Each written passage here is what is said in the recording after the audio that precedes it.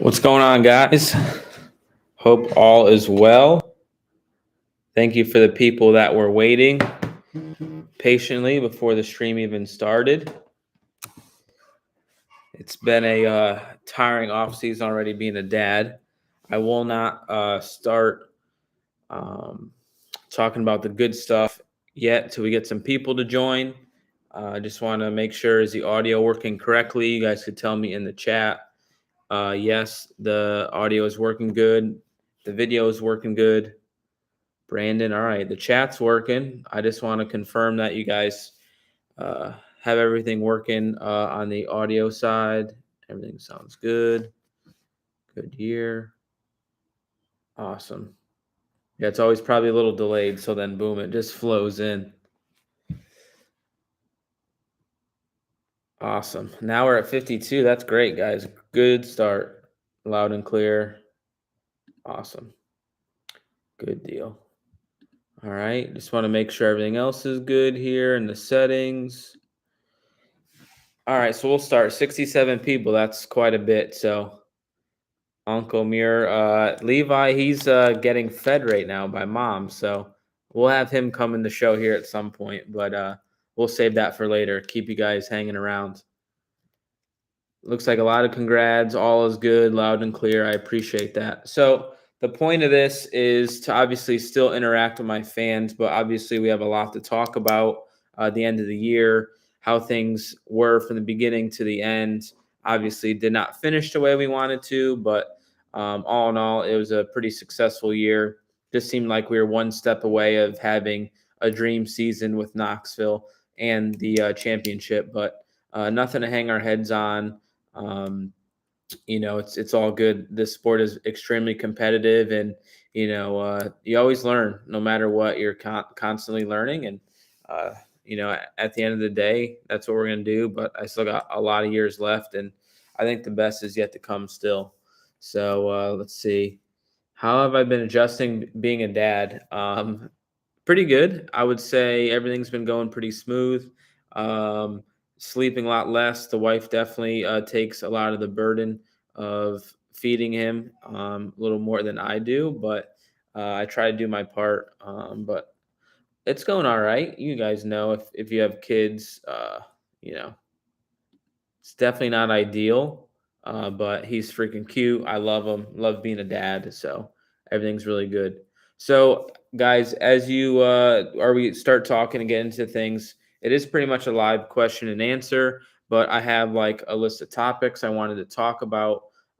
So I'll start with those, and as I go in between as filler, I'll answer some questions, and we will go from there. So.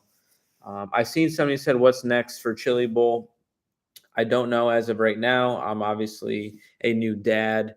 I'm not racing with RMS this year. It did not work out for us to come back. I believe they're just running Justin Grant and T-Mez this year. So me, Brad, or Basin won't be in the cars. So as of right now, I'm not going to run Chili Bowl. Um, it's 8 days now that you got to be there for pretty much. You got to be there on Saturday to practice on Sunday. So it just, man, it's a long week. And obviously, the race doesn't pay much. So financially, it's, not the best unless somebody could pay me to come. But, those are things that are in a perfect scenario. So thank you guys. Always a champ. Best sprint car YouTube channel. I appreciate that. I have 7 kids. Holy crap, man. That's pretty amazing. That's wild. That's crazy. God bless you. So I'm going to review the 2022 season. Obviously, 2021, first year in Big Game Motorsports 2. I would say it was very successful. So we had a lot of confidence going into Volusia. And man, Volusia, we were very, very fast. I would say every night we were fast enough to win. The track was really messed up actually this year with that first night. It was really rough. And man, Sheldon beat me at the line that first race of the year, but we had no right front shock on the car. So I was really proud to battle and fight and really we were one hole away of winning that race, and then to win the final race at Volusia was awesome. And man, we went out west, did really really good. And the first part of adversity we had to fight was at Bakersfield. We were running second or third. Guy in the back crashed. The leader crashed. I slowed up, hit him. Rico hit me, messed up a bunch of stuff. Had to go to the work area. Got the car back out, and then the steering gear broke. Head on into the wall. Destroyed the race car, and had a wreck car and had a DNF after like leading points, kind of doing all the right things to start the year out. That was a big bummer. The next night we were at Paris. We had to build a brand new race car in the pits. It was pretty much a frame and body, and a steering gear in it and fuel lines. And we built the car in the parking lot and we won that night. So um, that was awesome. It showed us once we got knocked down, we could rebound and have a good weekend. Then from there, I would say we kind of struggled. We went to New Mexico and Devil's Bowl and struggled there. Um, and then just didn't really have our mojo for a while. I would say the middle of the season, we kind of struggled.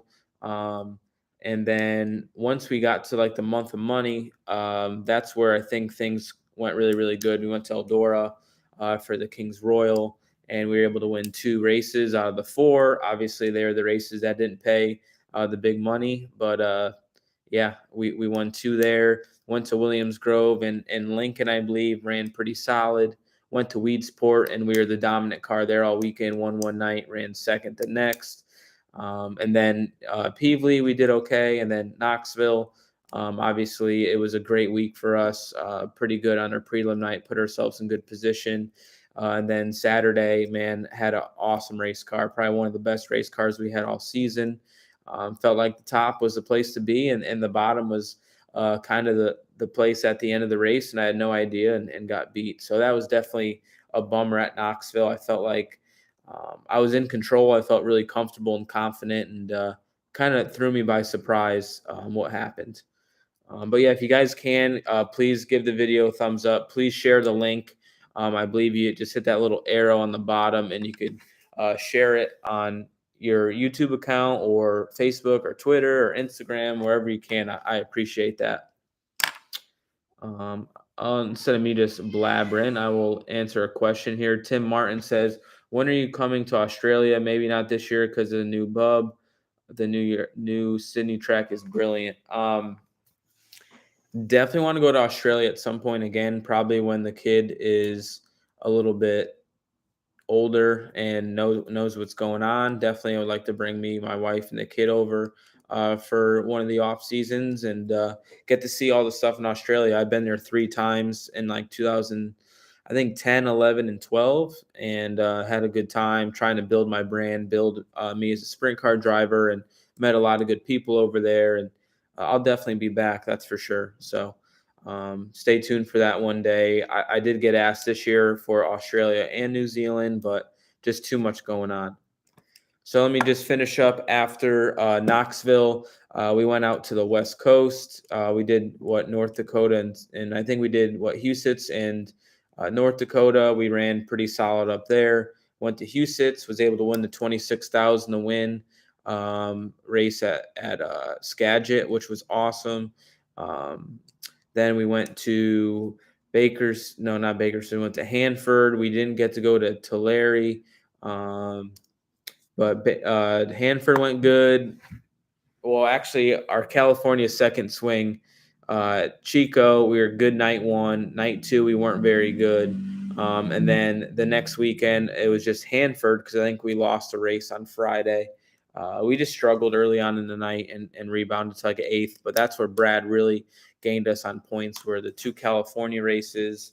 And then we went back east, and then he won, if you guys remember, at Sharon. And I think he had a 94-point lead at Sharon with like 10 or 11 races to go. And that's where we went on a streak after Sharon, and we beat him 6 races in a row. We won at I-80. He had the DNF at Williams Grove.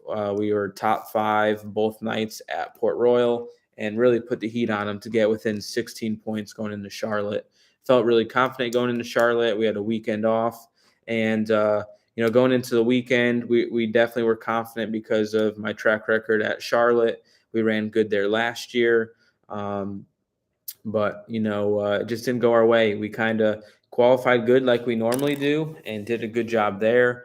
Got into the dash 2 of the 3 nights, but just didn't get to execute the first night. Tried really hard to beat Brad and burned the tires off the car.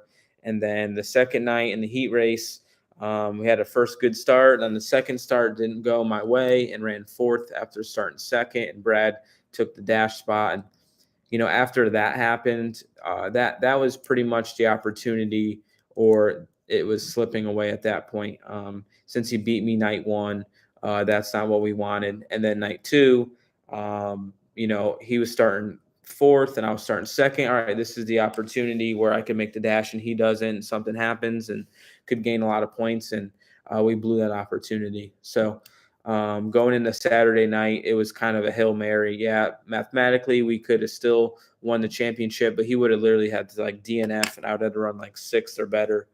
Track was really hard on tires all weekend, and we just burnt the tires off all weekend. I don't know if it was me trying too hard or if we were just off with the race car, but man, we just every time we came off the racetrack, pretty much in the A main, we had cord showing. So, it just did not go our way. It was definitely a little bit defeating and frustrating being so close, but sometimes you got to get beat first or be that close, learn how to lose it before and learn how to win it. So it was a great learning experience. It's cool to taste, being so close to winning a championship, but yeah, it's part of the process, guys.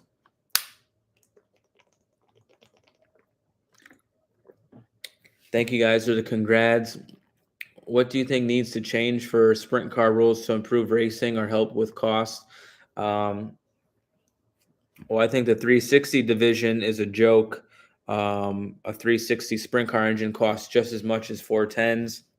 And if you look at the payout purses, a big time 360 race is 6,000, maybe 8,000, and sprint car race 410 sprint car races. I mean, there's probably 50 or 60 shows that pay over, oh no, there's over 100 shows paying over 10,000, and then there's probably 20 or 30 shows that pay 20,000 or more in between across the country. And what Skagit's got going on in Huset's and Pennsylvania and Ohio Speed Week.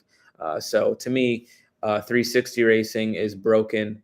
I think the 305 series is good and still cheap to race. The 360s just aren't, and the 410s are nearly the same cost to race the 360. So why not run 410s? There's a lot more money to be had. So let's see. I knew the PA swing was a key point for the race and the championship. Yep, it always is.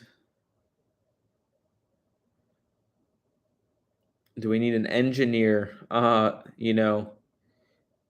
wouldn't say we need an engineer. I would say those aren't things that sprint car teams have, but I know late model racing people do have engineers. So, that's something. It's tricky. Our cars are very unique how they're built, and I feel like you have to be at the races a lot to maybe understand it more or just kind of see. And obviously, we go to different racetracks every weekend, so that makes it really tough. As far as what our program's lacking, I just think experience. Our crew chief, Cody Jacobs, was never a crew chief on the World of Outlaw Tour till last year. So this is now his second season being on the World of Outlaw Tour and being a crew chief. So I feel like he's learning. I feel like the last month of the year, we really grew and got better as a team. And that gives me a lot of, I guess, confidence and calmness about it all. So very, very happy where we're at right now. How old were you when you began dirt track racing? I started racing when I was 6 years old, but I started racing like micro sprints 2006, I think. So it's like 14 years old. I think 14. Only if they're all half milers. Yeah, our qualifying package is good, that's for sure. So please, guys, 184 people are watching. I only got 59 thumbs up. So please give me thumbs up. I want to see that at least match of how many people are watching. So if you guys are bored, that would be amazing if you could do that for me. Ryan Card, I'm shipping you a case of Rutter's chocolate milk. That would be amazing. That would make me happy. If you want to do that, man, let me know. If you ever get anything from shopdgr.com, the address is on there. And yeah, you could ship it to that address would be great. Just want to make sure Carter's not yelling at me. I must be doing a good job. That's good. You improved on all the bull rings. Yeah, I would say we were good at Tulare this year. We were really good at Weedsport. Um, man, it's like the beginning of the season is all bull rings. California in the beginning of the year was really good for us. We were really fast. So yeah, I would say we were pretty well rounded. Obviously, we want to win more races. That's for sure. Would you be in favor of the outlaw format changing it up a little bit, like a heat invert at 4 or 6, like back in the day, or something like that? Or do you think straight up? Well, I would say if you invert 4, there's going to be no passing because the guy that's starting first or second is probably going to be nearly just as fast as you. And if the track's fast, nothing's going to happen. If you do 6, obviously, still a chance that some fast guys are on the front row. And then you have the risk of not transferring if you were first or fourth quick. Say you're starting 6th or 5th, there's a good chance one of you guys will not transfer through the heat race, and that kind of puts a huge dampener on your whole night, and obviously no chance of going to the dash and stuff like that. So I truly like the World of Outlaw format. Now, wing sprint car racing could be boring if you're on a big fast track or a small track that's juiced up and there's no passing in the heat races. But what I like is everything is earned with the World of Outlaw format. If you qualify bad and start 6th in your heat and you run 4th or 3rd, you gain all those positions. If you start in the pole and you suck, get a terrible start, do something stupid, right? Wherever you finish is where you're going to start in the A main. So I feel like everything is earned. So that's my view on it. I think that it's so different nowadays. You look at the invert that we have at Knoxville or at the Kings Royal. I mean, it is so tight at Kings Royal for qualifying, and there's literally zero room for error. And 1/10 at the Kings Royal is probably 20 positions, and that's where we're at today. Mike says Cody's doing a hell of a job. I think he is doing a good job. I think he's learning and growing just like I am. We're both fairly young, and we're going to continue to learn and get better together. Let's see. Do you think if heat races had points, you would have had a better chance at the championship? I mean, I won the most heat races out of everybody, so obviously that would have helped for sure. But if say you did qualifying points and or heat race points, and then you start up front every night, it kind of gets a little lopsided. The way it is now, it definitely keeps the points closer, in my opinion. All right, we're up to 128 likes, guys. Keep it going. We got 211 watching. I want to see that at least hit 200. There's got to be enough people watching here. If everybody hits it, we should be at least at 212, which I know some people have gone and came later. So let's try to get that to over 200. So please give it a thumbs up for me.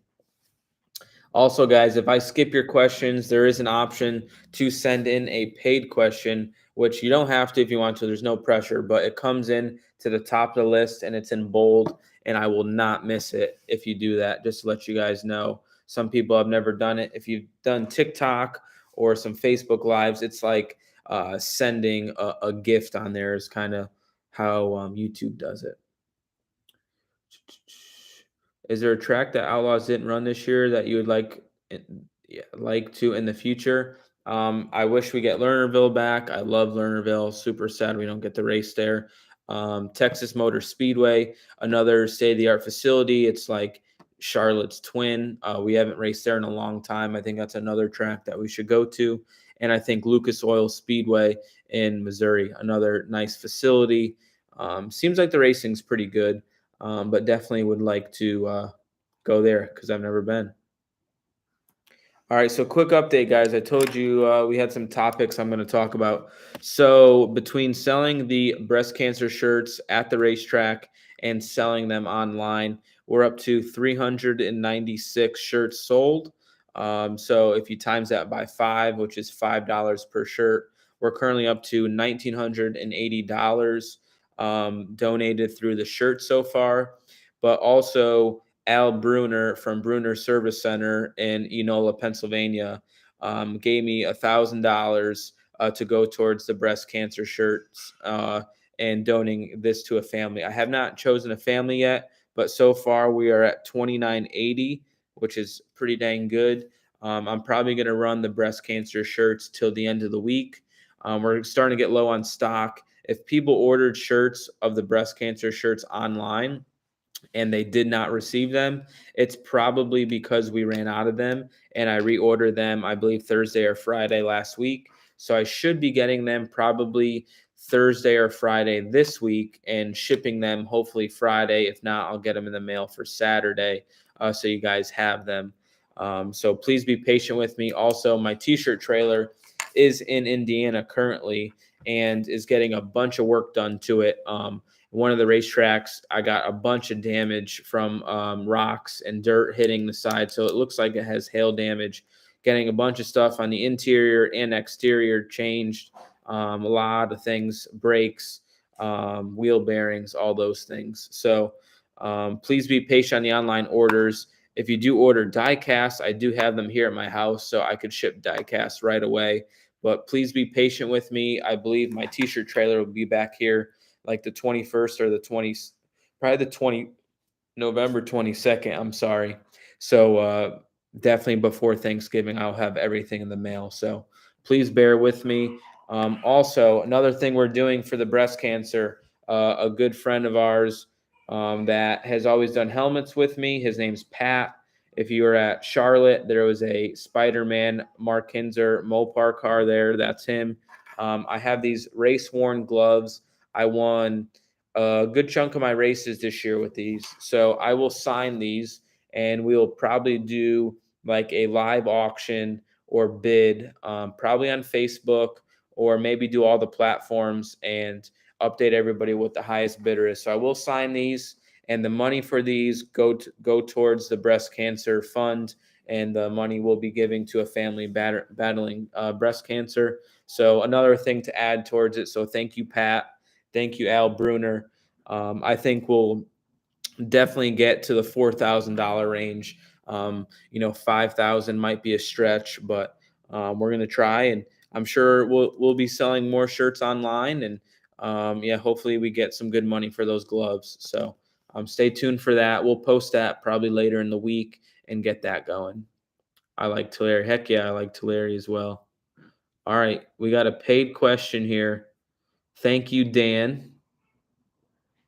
Oh, I don't think he had a question. He just likes the vlog. I appreciate it, man. Thank you.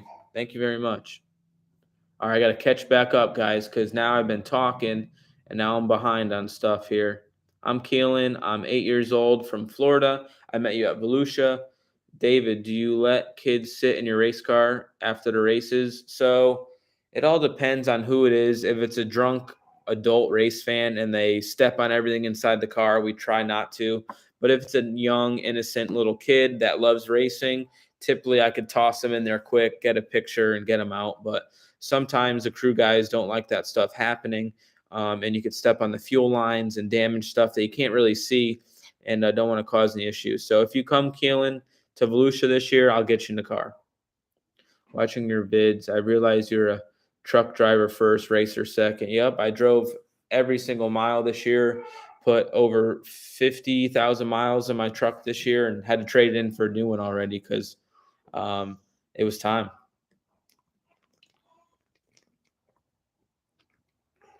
Troy says, would you like to see something like the late models do, or the heat race winners are going to start in the first two rows of the dash or the feature?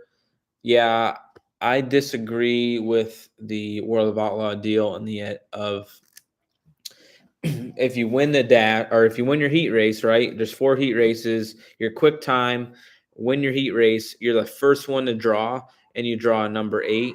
I don't think that's fair. I think if you win your heat, you draw 1 through 4, and if you run second in your heat, you draw 5 through 8. Now, when there's 3 heat races and there's only a 6-car dash, I think that makes it harder. Um, I guess you could do 1 through 3 and 4 through 6, but I think the 8-car dash is definitely more important. And I don't think it's fair that a guy is, say, 8th quick, starts second in heat race number 4, runs second, and he draws the pole. In my opinion, that's not fair. Alan Johnson says, thanks, David, for a great year. Your YouTube videos are always great. I got to see at the track at Lakeside. Awesome. Yeah, the crowd was still great at Lakeside. No NASCAR event. We had a great, great crowd. So that's good to hear. Have you had any chance to play the World Volleyball game? Yes, I have. Not very much, but when it first came out, I did. Love Lernerville. Lernerville is awesome. How do you like Bridgeport, New Jersey? Man, I like it. It's a cool place, but man, I struggle. I don't know why I'm not good there, but lately, the last 2 times I've been there since the reshape and rework of the track hasn't been my best. What do you think? What do you think makes you so good at Williams Grove? I'm not sure, but obviously I had good race cars there in the past. The CJB car was really good at Williams Grove. The JJR car was really good at Williams Grove. And then the 2 car, I would say, were extremely solid. We could probably run 4th to 7th every time there, but it seems like we are lacking to challenge for wins there. So we're still behind, but I think the last time we were there, we definitely were better and faster. So I'm definitely excited to go back there next year.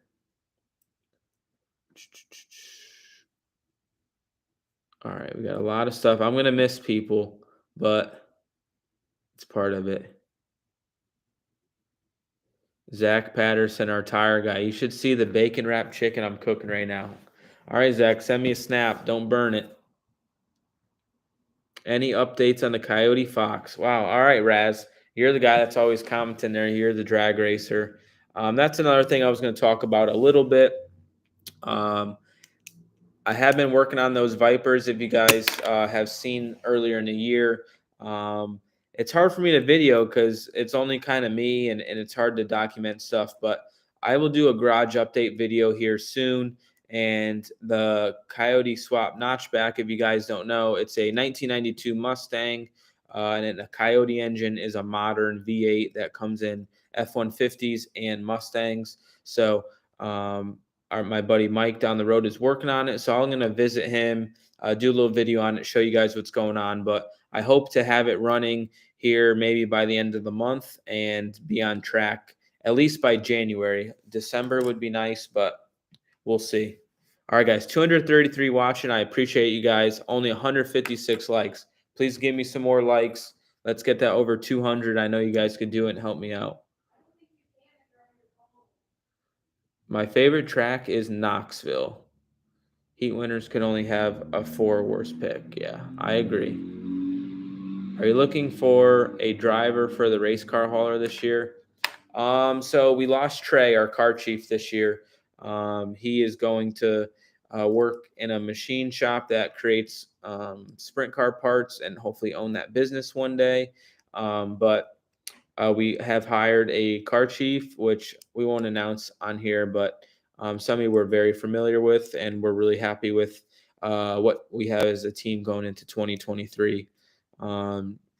As far as driving, man, I'm really looking for somebody to drive my merchandise trailer up and down the road, or at least for a couple months. Having a kid, I can only do so much, and obviously logging all those miles is not ideal for me. And if I want to get home and see the kid, I want to be able to do that a little bit easier. So I am looking for somebody potentially to drive the merchandise trailer around a little bit. Who had the best chocolate milk this year, Jay? I really wish I kept track of it better, but Rutter's is good. But in Pennsylvania, I got 3 or 4 local dairies that were awesome. Very, very good. So I would say Pennsylvania is the winner for chocolate milk right now, but also has probably the most fans and the most brought to me. So I think they have an unfair advantage. How you doing, Jay? Thanks for joining in. Are you staying with the same motor program? Yep, we have Brian Morrison's, um, and we're really happy. We had no um, what's the word I'm looking for? Reliability issues, and we didn't have as many quick times as last year, but it wasn't from the engine. So we're really happy where we're at with our engine program. All right, let's see. Are you looking for someone to drive the pickup and souvenir trailer? All right, Ty, answered that question and didn't even look at your deal. 192. We're getting close. The likes are going up. We're getting real close. Raz, all right. Yeah, sometimes. So when Carter's here, obviously you could see the quality of the videos or more stuff gets captured. You could see from your point of view instead of me just vlogging to myself. So um, I try to show as much as I can. I try to do a good job on these videos. I feel like we did step it up this year and have better quality videos. Our subscribers have gone up, which I appreciate, but for whatever reason, I'm getting less views this year than I did last year. So I'm doing something wrong, but I feel like I got to be more consistent, which I think we have been the last 6 months. So we're just going to continue to be consistent. And then I'm going to maybe try to do these live streams once a week. I can't say do it every Monday because next Monday is my wife's birthday. So that would mess that all up. And then I got my family here all week for Thanksgiving. So it's like, I don't know if I could do it next week, but I want to try to do these lives at least once a week. At worst case scenario, once every 2 weeks, but we will see. Carrie says, great season, man. Saw you at Skagit. We come from Vancouver. Oh, Vancouver, Canada every year, and I wanted to bring you the best chocolate milk, but they won't let me bring it through the border. Man, those Canadians, man, they are just tough to get through that border. To put a thumbs up on your phone, you have to minimize the chat first. Thank you for that, Raz. Jason, what's going on, man? Can't wait to see you come to Michigan. I'm just not sure where we're going to race in Michigan. It's been several years. A lot of the tracks were kind of run down, different configurations. So I don't know when we'll be back.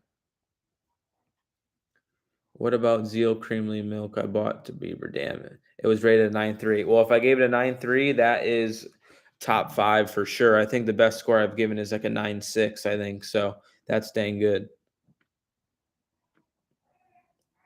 Still haven't had the Bruins chocolate milk, have you? Shafe knows all about Bruins. I don't think so. Not that I remember. Rosenberg's, Telford, PA. Yep, I've had that. That one's good. Yep, people say downsize the chat and you could leave a thumbs up. Thank you for the help. The likes are going up. YouTube been screwing you. I'm subbed and I haven't seen many videos of your show up on my feed. Well, Short and Stubby, that's a hilarious name.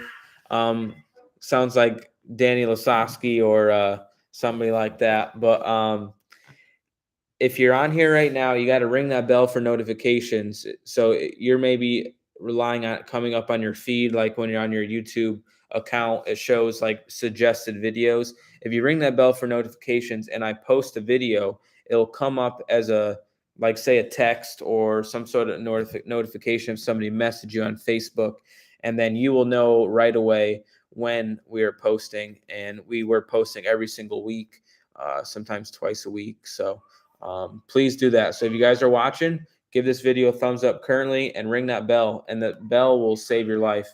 I follow a lot of guys, Cletus McFarland on YouTube, obviously World of Outlaws, all those people. So I know when the highlights get posted up, it comes up on my phone and I go and watch it. Met you in West Fargo. Thank you, man. But if it ever come back, probably be I-96. Thunderbird, I've never heard of that. Have you ever raced Oswego? Yes. Oswego's a real fun, slick, wide track. Hopefully one day we get to go back there, but it's just a pain in the butt for us to go through Canada. Customs, man, they're really strict. If somebody ever got in trouble with the law, they're not allowed to get through. So it makes it tough. Bobby asks, is it your mom at the merch trailer? She comes to some races, but I usually had Layla in there for half the year and then Natalie for the other half the year. Two younger blonde girls. Frank, vids are great. Thank you, man. I appreciate that. Yeah, there you go, Jesse James. Yep, click that bell and hit select all, and then you'll never miss a video ever again. Dave, what is your opinion on the future of sprint car racing? I guess all forms of racing with the current political climate. Obviously, America is more expensive than it ever has been. Obviously, diesel prices, Hoosier tire prices, engine prices. I feel like the fans, you guys, our attendances are great at every event we go to, at least World of Outlaw races. I feel like our car counts are pretty strong.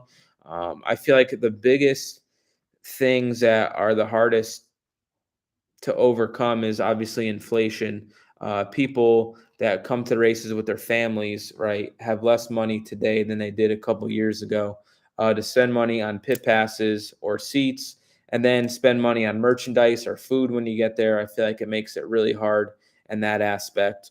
I feel like probably families could only maybe come one night instead of both nights. I see that a lot. A lot of people just come for one night. I think that paying 10,000 to win at a World of Outlaw event today has been the same for a long time, and I think that is a flawed business model. I think that right tickets back in the day were probably $25 and now they're 30 or 40.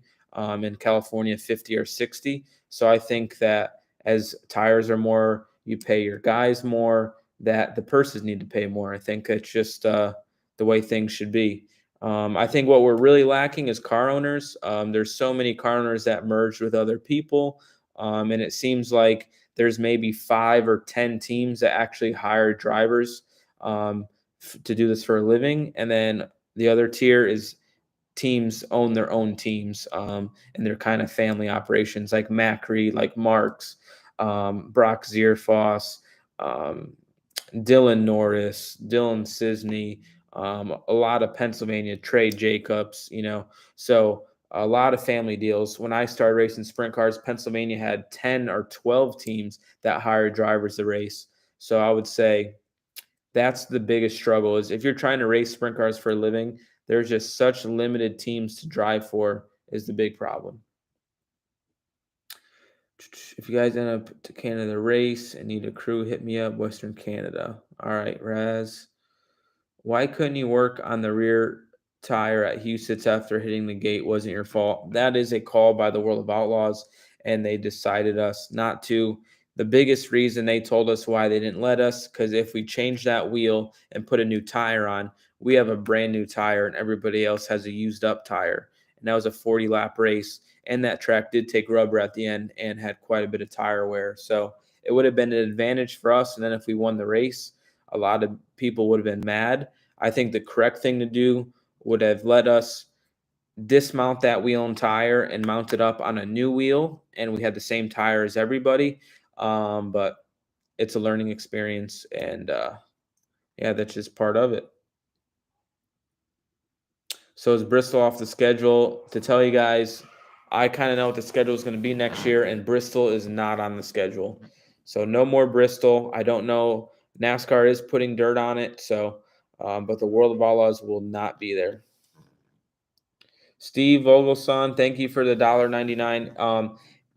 I don't know if you wanted to ask a question. Okay, here we go. So, Steve, you just messed up on the question. For when you donate that money, you could type in, I believe, your question first and then do the money and send it at the same time so it's all illuminated. So, I'll answer your question. You put up the money. Is it the car chief's responsibility to hit record on the GoPro? That's tough to say. I do the forward-facing one. I always reach up. If you guys see, I clean the lens. So I'm responsible for the forward-facing one and the one backwards to save time on the SD card and me cutting up the clips. It's typically the tire guys. He's the one that pushes the car around, and he's the one that starts the video for me. And then we still sit there and wait to get pushed off, but it definitely helps. Instead of turning it on in the pits, it would be like 20 minutes of nothing for me to cut out. Come on, Steve, get with the program, Mr. Big. Yeah, I mean, a lot of people have never done this before, so thank you for doing it, and we learn as we go. I'm still somewhat new. Man, there's so many things you could do on YouTube. I know you could do like split screen or show videos on here, and I'm gonna learn how to do that. So I could show you maybe clips of races and talk about those live. I think that would be very cool. So there's just more things we'll keep on learning. Is there a way to purchase a coat like you've been wearing? What? On it. I'm on live here. Okay. I found this on the Okay. web for is From there a where? way to purchase a coat like you've been wearing? Okay. Check it out. Oh, it looks like Jill just won a vacation. I don't know if it's true or not, but she said she just won a vacation. Hopefully, it's not a scam. She said she entered on the radio, but who knows? She's very excited.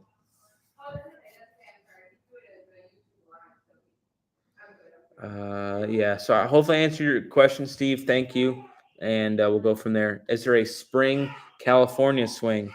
That is something that's talked about, and it's not set in stone. But I'm gonna say no. We won't be going to California in the spring, but who knows? We will see. Jill, can you take it off speaker, please?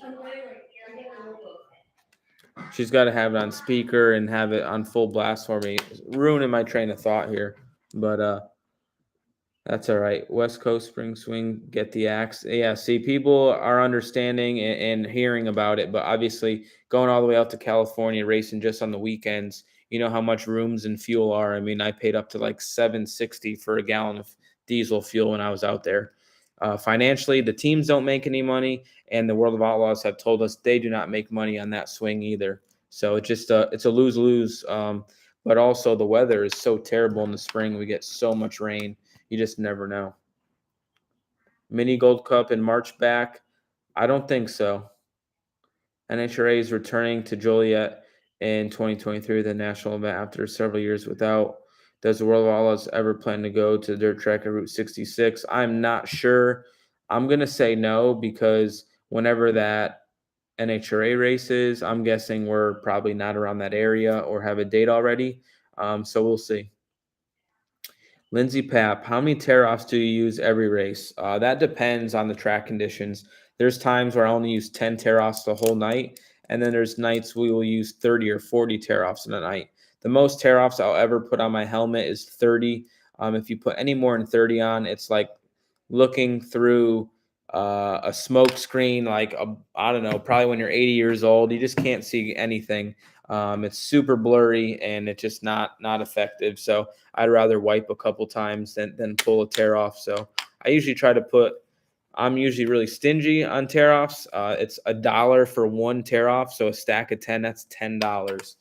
So they're extremely expensive. And how much we race, I spend about $2,000 to $3,000 a year on tear offs. So it's pretty damn expensive.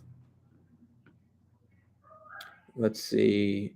Oh, here we go. We got another question from Mike Richard. Are Husit's jackets available? So I did some jackets this year, a very limited number, embroidered, and people loved them, and they came out really, really nice. The problem with jackets or winter jackets is they're so expensive. We're gonna have 60, $80 invested, and then we got to charge 100 or 120 for them. So it's one of those things. We like to do it, but on a limited basis because if we, say if you want to buy 40 of them, I mean, that's a lot of money to put out, and then not guaranteed to sell them all, or we'll sell out of a certain size, and then we'll have a bunch of smalls left and no extra larges. So it's something that maybe I'll do. Maybe I'll do a limited number, maybe just do about 25 of them, or maybe do a pre-order and, have a more educated guess on that. Frank Brown says, yes, it's pitiful how the series has not attracted more high dollar sponsors for you guys. Minimum payout for first place should be 20,000. It's been 5 to 10K for too many years. 5K was in the 80s. Yeah, I would say that 10,000 has been the same since, I'm going to say, the mid 90s. So, we're approaching, what, 30 years of the same pay scale on a race to race basis. Now, yes, This year we had a nice increase in big races with Huset's paying 100,000. That was awesome to get another crown jewel event, and now it's going to be paying 250 this year. So I think Eldora, Knoxville, they all stepped up a little bit, but Eldora bringing back the historical big one. That was awesome to bring another 100,000 to win race, which was really, really awesome and exciting for us sprint car drivers. And then you got Knoxville bumped it up to 175, and they're paying 80 now for second, which is good. The National Open pays pretty good, 75,000. That paid 50,000 for a very long time. So I think they've done a decent job there, but I think you got to definitely applaud Huset's, Eldora, and Knoxville. I think they're the leaders in reinvesting in the sport, giving us great facilities to race at. And I'm proud and happy to race at those tracks that put in the money and reward the fans for a good experience, reward the teams racing for big money. And I think they get rewarded back by having massive crowds and crown jewel events. Eric Lutz, in case you missed it, oh wow, I got a lot of questions, guys. So I'm definitely gonna miss some people. If you want to be like Mike, I will not miss your question. But if you want, you could keep just spamming the question section, and I'll find it eventually.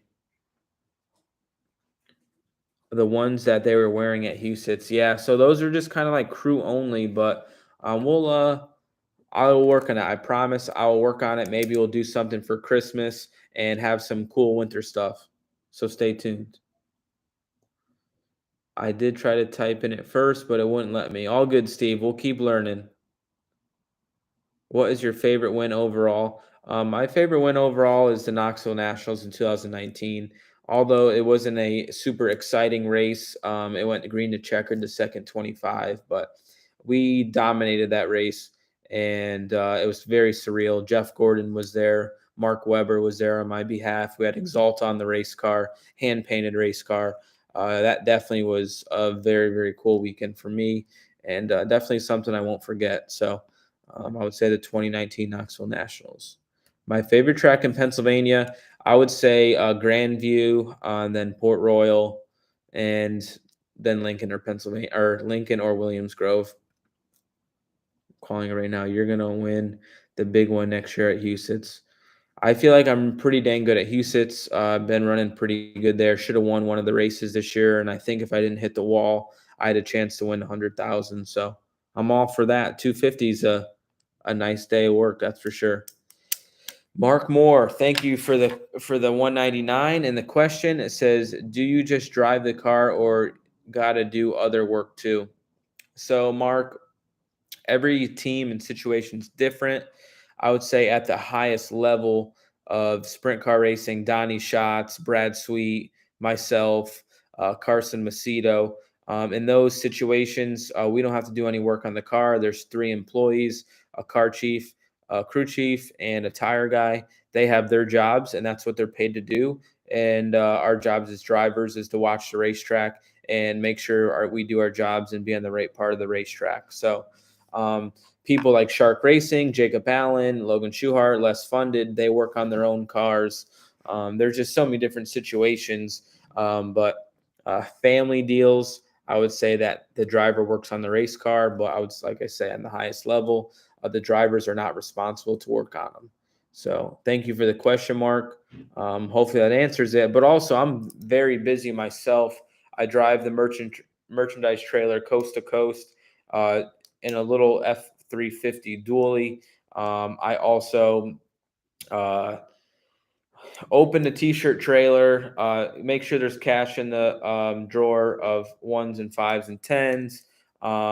Then after the races, I close up, or the t-shirt girl closes up most of the time, but I got to hook the trailer up, drive to the next track or drive to the next hotel, and then get to the races. I do all my own online orders. I stock the website myself. I order all the merchandise myself.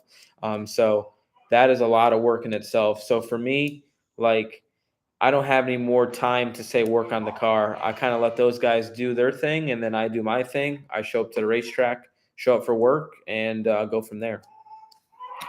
All right, so Spike Fast Racing, a huge donation. I appreciate it. So you get more time and a bigger box. He says, "Who is the greatest musician in dirt track racing, the Chaz or Whiskey Myers? What drivers could sing or have music talents?" Well, I could tell you I have zero music talents and I cannot sing worth a damn. So definitely not me. But if I get drunk enough at Chili Bowl and I go to Lenny's, if anybody knows what Lenny's is, it's a little late night club. I will rap a few songs. But man, the Chaz, he's got his own song, his intro and out for all his videos. He has his songs on there. He's a big pot stir. I would say he's a friend of mine. Definitely an extremist, but I feel like he has a lot of great points and brings a lot of things up that people will not talk about.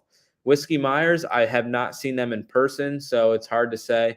So I'm gonna go with the Chaz right now. I'm gonna give the Chaz. I seen Whiskey Myers had Rico backstage at their concert, so maybe if they bring me backstage, I'll have a different view on them. So hit me up. Solo, duo, qualifying. What do you prefer as a fan? Solo. Yeah, so I definitely don't like the dual qualifying as the show. I think like Kings Royal, Knoxville Nationals, Williams Grove National Open should be one car at a time. But the two car at a time really helps the gap to stay closer in qualifying. So if you got 60 cars, right, and the time to qualify all 60 cars is twice as much if you do two at a time. So typically the sun's a little bit out, definitely earlier in the year or the summer months, the sun is still out. So the longer you're running the track during this daytime, the track wears out and loses grip faster. So I say I'm all for keeping it fair. But as far as the show, I think one car at a time is definitely better. Are you going to be part of Larson's new series? Yeah, that's one of the topics that we wanted to talk about. What was the 23 plans? We kind of have two options to do as a race team. We could either race the World of Outlaws, or we could kind of do the pick and choose schedule. I wouldn't say like Brett Marks because Brett Marks didn't really travel too much out west. Um, definitely some of the months of the year being in Pennsylvania is really nice. Obviously, the high limit races are something that could be good, but I don't know. We'll see. I prefer the World of Outlaws. So, in a perfect world, I would like to be a World of Outlaw driver and do that. So it's kind of up to the World of Outlaws, hopefully, to put it in a situation where we can maybe race one or two or three extra races and maybe hit some of those big paying races that typically we can't go to. So we'll just have to wait and see. We've made no decisions. I feel like we're going to do what's best for our race team and best for me to make a living because obviously the crew guys, they get paid what they get paid weekly. And for me, I make money off the purses and obviously point fund money and t-shirt sales. So all those things come into play for me. So we'll just take it day by day, wait for the World of Outlaws to make their decision, and we will react from that and go from there. So I think no matter what, I feel the sport is going to grow from it, and I think there's going to be more money to be had next year, no matter what. We have another paid question. K Cole 2780. Do you ever use Dirt Vision while using, or I'm sorry, do you ever use Dirt Vision while sitting in the car waiting to go out to continue scouting and possibly make last second adjustments? Yes. All the time. I'm sitting in my race car before qualifying, watching the guys going out before me, especially if I don't know um, what line to run. And that's the biggest thing I'm looking at, where the fastest guys are going and what line they're running. And that's something we use a lot. That's for sure. Where are my other topics? Man, I always forget exactly what I'm going to say. I'm going to look back at my notes real quick, guys. Let's see. Yep, numbers, online orders we talked about, Q&A, state of sprint car racing, next year's plans, review the season. Okay, I've kind of touched on it all a little bit, but I just want to, man, the state of sprint car racing, we got a lot of pissed off people in sprint car racing right now, and I think we have pissed off people just in general in our country with what's going on. I feel like um, life is expensive, fuel's expensive, inflation, groceries are crazy. um, you know, less people working, hard to find good help for certain businesses. I would say every business. That's why there's a tire shortage with Hoosier, right? There's just so many things. So I feel like everybody's just kind of uptight and already, ready to snap. So I feel like sprint car racing's in the same position. Other people have created series and have put pressure on the World of Outlaws. Now there's more big paying races that are not World of Outlaw events. So the late model thing that's got everybody stirred up because Jonathan Davenport won $1.8 million this year. Several other drivers made five, six, seven, 800,000 this year, and our highest earner was Brett Marks at five something, I believe. So it's one of those things. I feel like once the World of Outlaws talk about what they need to do, and what they're going to do as far as the platinum agreement and what they allow us to do, I think the dominoes will fall. Teams will commit to the World of Outlaws, or they will not. But as far as us, if you've seen the press release, the World of Outlaws posted, we get tow money at every event, which doesn't affect the drivers, but it's paid to the teams. So that's like about $30,000 or $40,000 in tow money, helps cover some of the diesel costs. Now that's a little outdated for how much diesel costs today, but it's something that you don't get if you're not a full-time platinum guy. Also, you have the points fund money. It's 200,000 to win, 100,000 for second, I believe 75 for third, then it's like 70, 65, 60, 50, 55. So that's also, so say an average of 60 to 80,000 in point fund money if you're one of the top teams, guaranteed. And then you have the bonus money. The bonus money was not talked about very much, but if you're the highest finishing World of Outlaw driver on that specific night, you got $1,000 per event. So I think we're going to be in the $30,000 to $40,000 range in bonus money. So right there you go. Let's see, 40. I'll do 35 and 80. So that's seven. So that's roughly $155,000 guaranteed to run the World of Outlaws, and that's not counting any purse money. For me as a driver, being able to sell at all World of Outlaw events is huge. You could make potentially just as much money selling T-shirts as you can driving the race car, and some people probably make more money selling T-shirts than they do racing the car.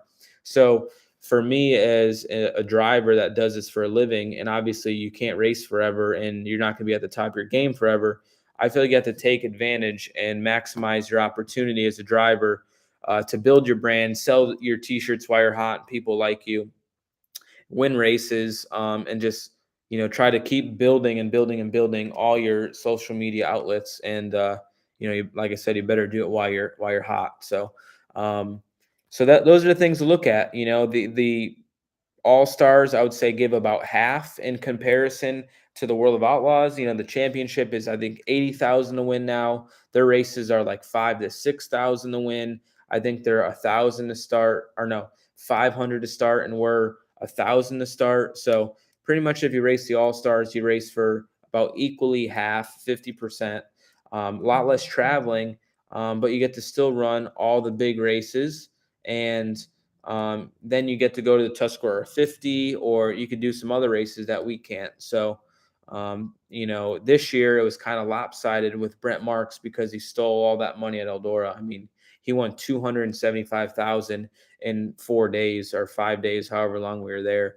So that's like unheard of, kind of. So that made everybody, kind of up in arms, like, man, this guy gets to take 3 weekends off. Brent Marks, he was able to not race a weekend or 2 weekends or 3 weekends, and come the next week and then win big money, and then go hang out the lake or hang out with his kid or family or whatever. So as the World of Outlaws, you're very let's see, you're very like tied down, locked down. You can't miss a race. If you miss a race, you lose all your platinum things. So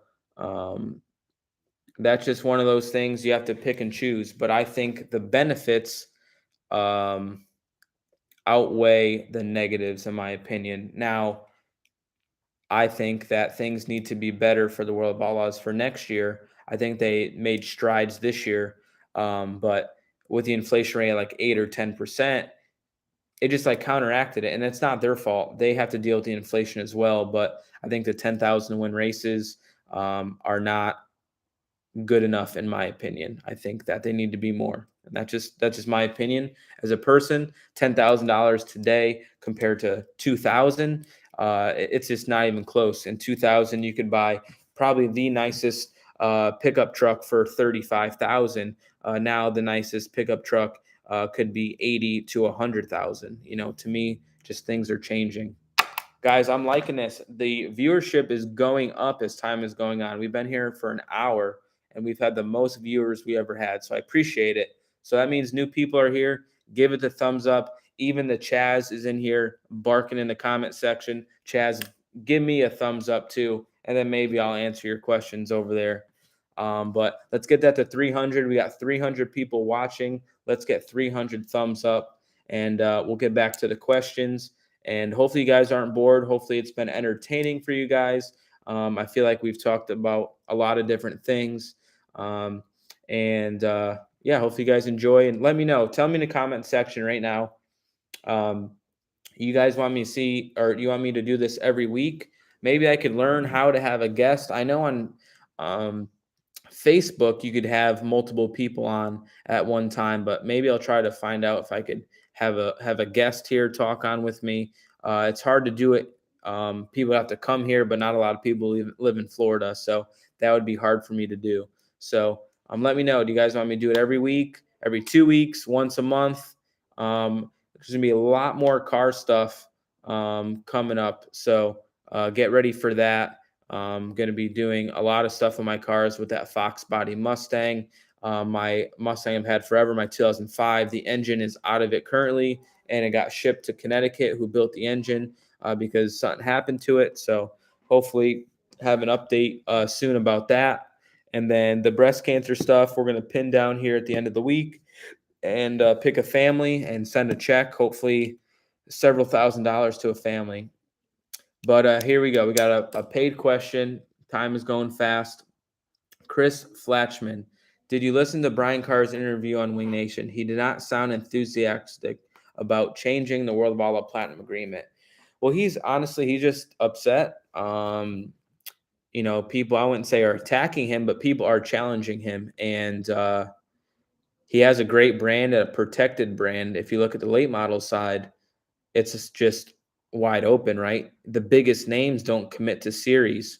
And if that happens for the World of Outlaws or Brian Carter, that's really detrimental to what he's got going on. So it's very important for him to have the best drivers be on the World of Outlaw tour because that's why people go to World of Outlaw races. They want to see Donnie Schatz, Brad Sweet, David Gravel, Logan Schuchart, Sheldon Hodenshield, so if he loses that, he loses the whole mojo. So he does not want what happened to the late model thing to happen to the sprint car thing.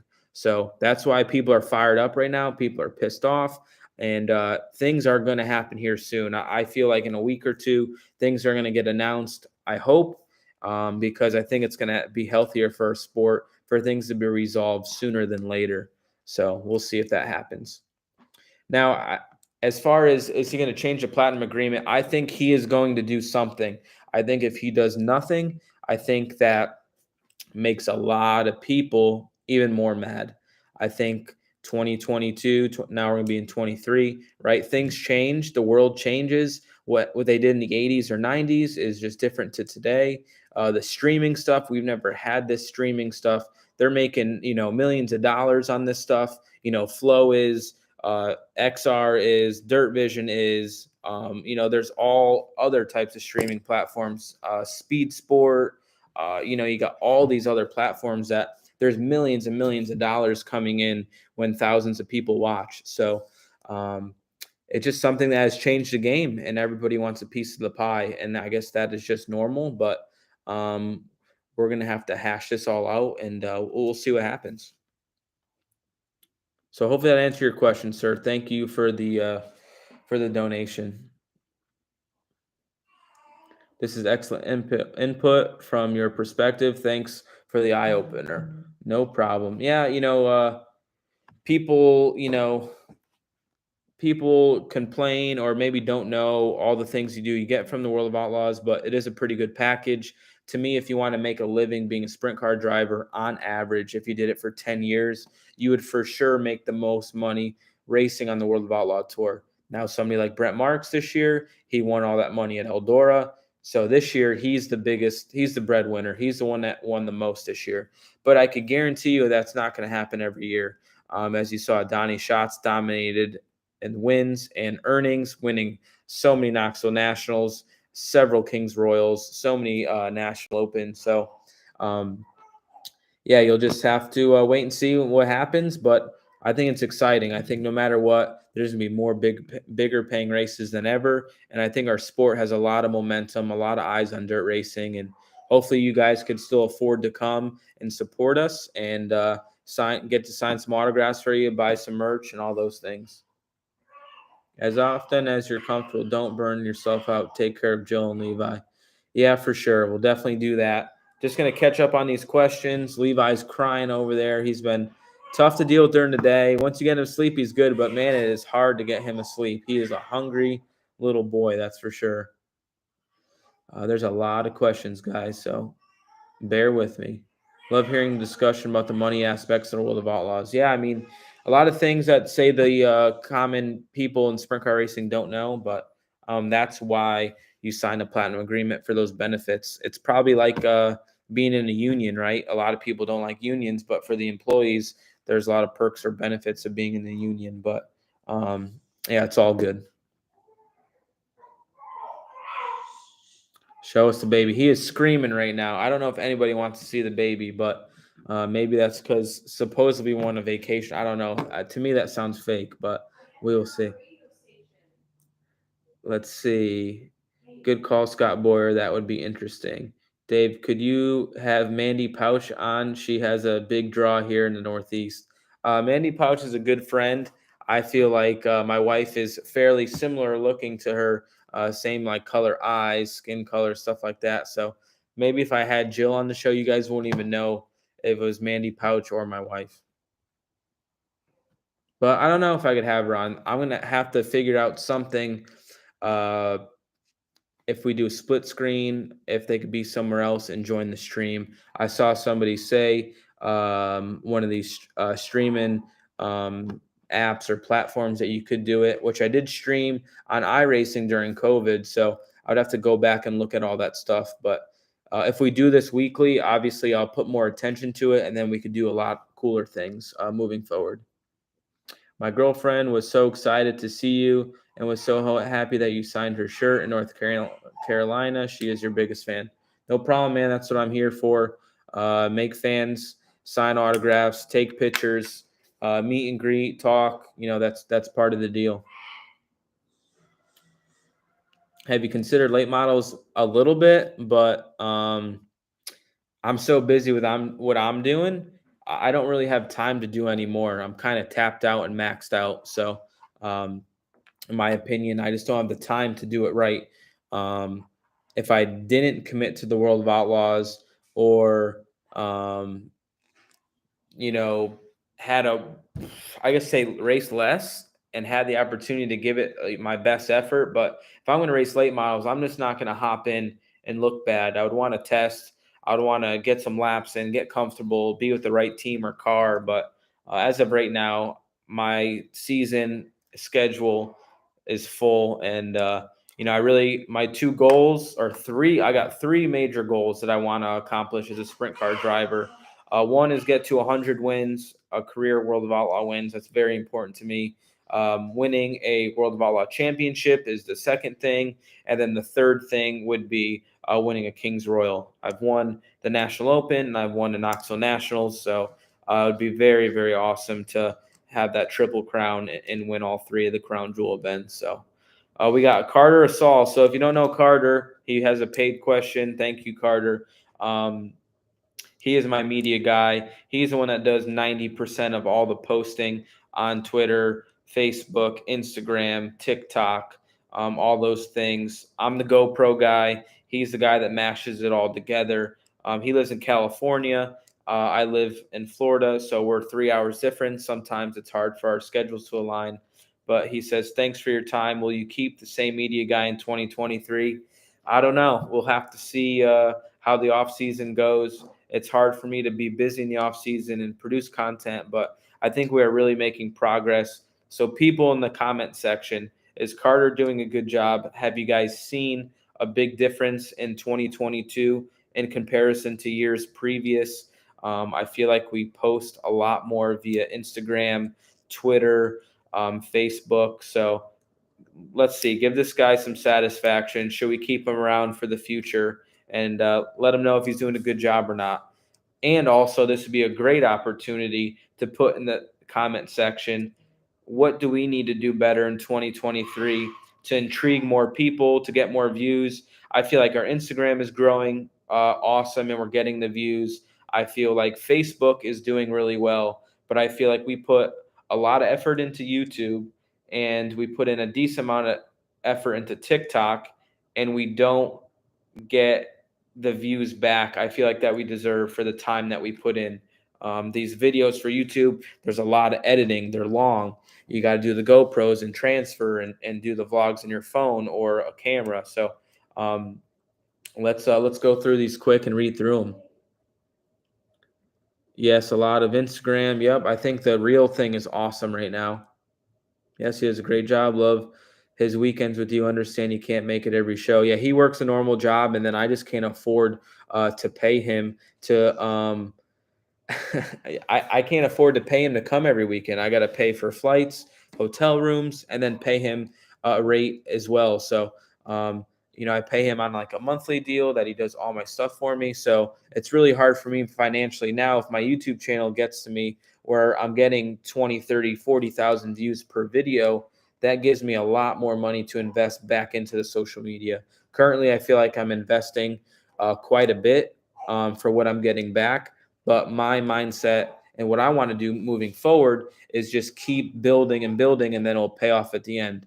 Hopefully we get to one day 100,000 on Twitter, 100,000 on Instagram, Facebook, TikTok, and I think I need to get to the 30, 40,000 subscribers on YouTube, and things really start picking up, and then they just snowball, and it really, really grows. So we will see.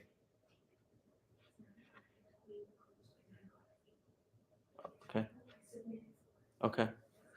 All right. Jill says I gotta go soon. All right. Alex Hill says you get more views without him. Well, that is true.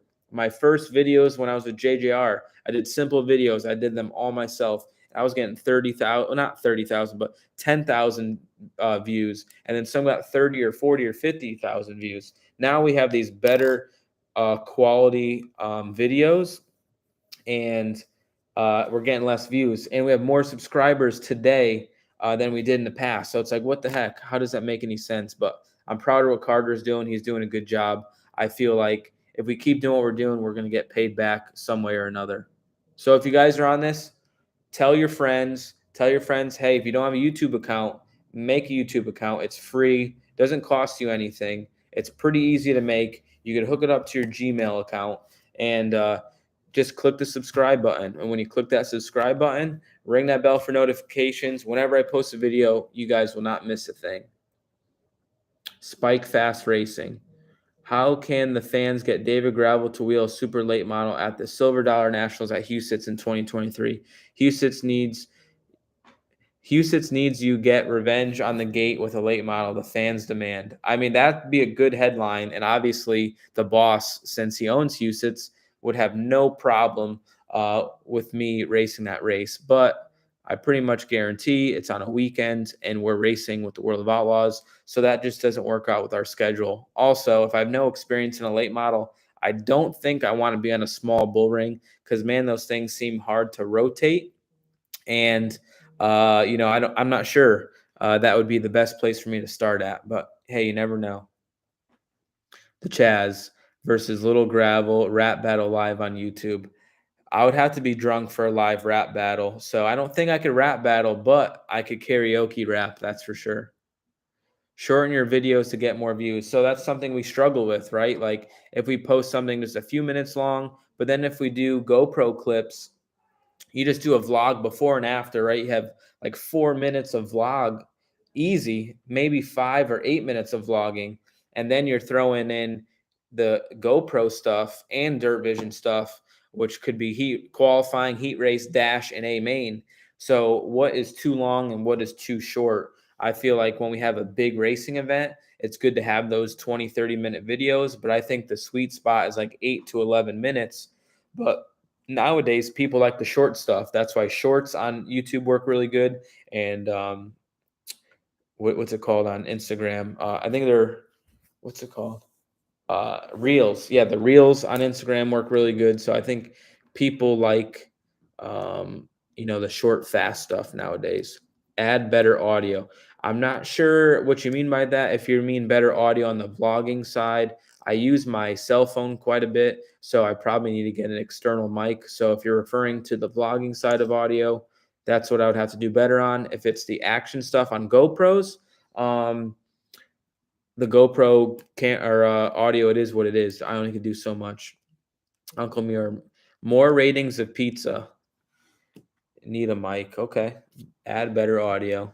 All right. So that is a pretty common thing. Longer videos are way better. So see, I get people that tell me shorter videos and I get people longer videos. So in my opinion, I'm going to do both. I'll do some longer and I'll do some shorter, and hopefully it all balances out. Chaz will not help subscribers. David is already larger. Well, see, some of his videos get more views than mine. So you guys, come on. There's something wrong with that. I think I deserve more views than the Chaz. Come on. I got more subscribers. All right, guys, I'm giving us a 4-minute warning here. I'm going to end it here at an hour and 20 minutes. We got 314 likes. So if you're on here and have not liked the video, if you're on your phone, you minimize the chat and then the thumbs up comes up. Please give it a thumbs up, and that would be great. Hey, Jill, could I show Levi quick? They want to see Levi. We'll give you a fussy Levi.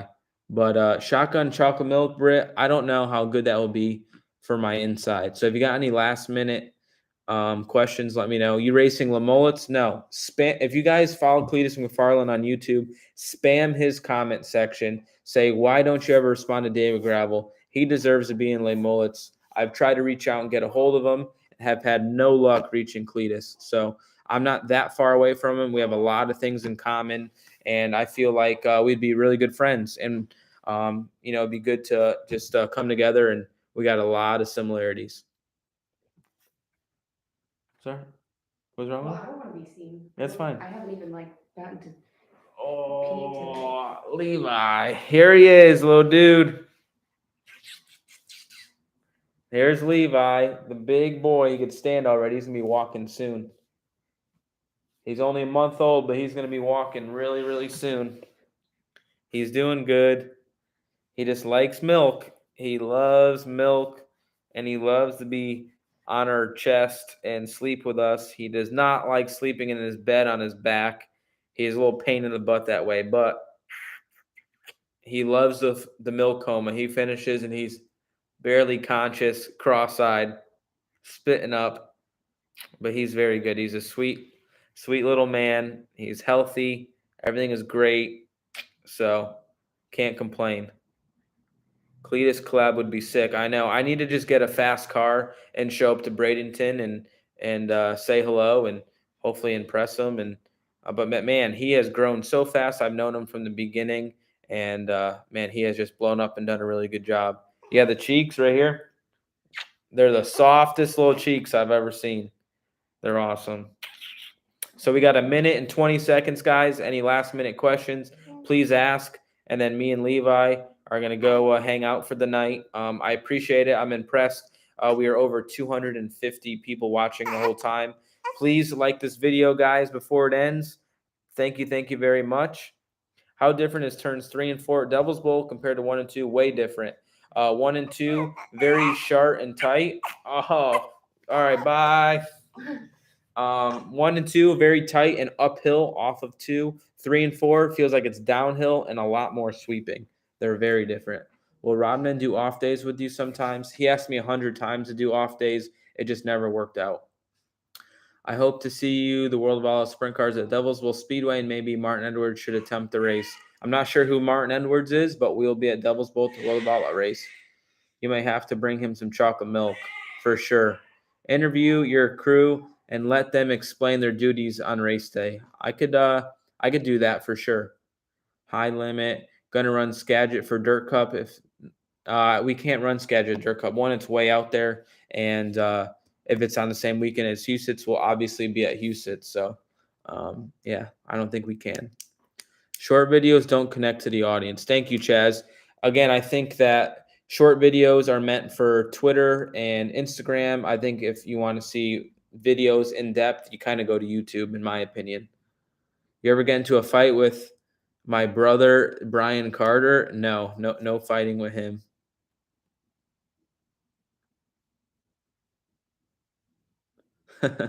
Yeah, I don't know. A lot of people say I race clean in the World of Outlaw game and win quite a bit, so they did me right. 11 minutes seemed to be the sweet spot. I agree. How much did you and Todd Queering get collaborated?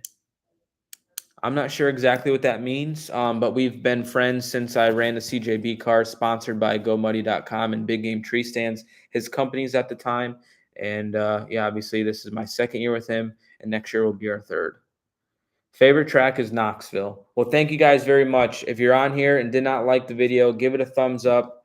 Like I said, we're up to 396 sold breast cancer shirts. We'll be doing these giveaway, not giveaways, but it's going to be signed gloves auction live on Facebook or Twitter, and the highest bidder is going to win these, and the money goes towards the breast cancer. Bruner Service Center gave me $1,000 towards it. So currently we're up to $3,000 for the breast cancer fund. Thank you guys very much. We'll try to do these weekly. I hope. Sometimes it might not work weekly, but we're going to do the best we can. So thank you guys very much. We'll talk to you later, and we'll talk to you next time. Thanks.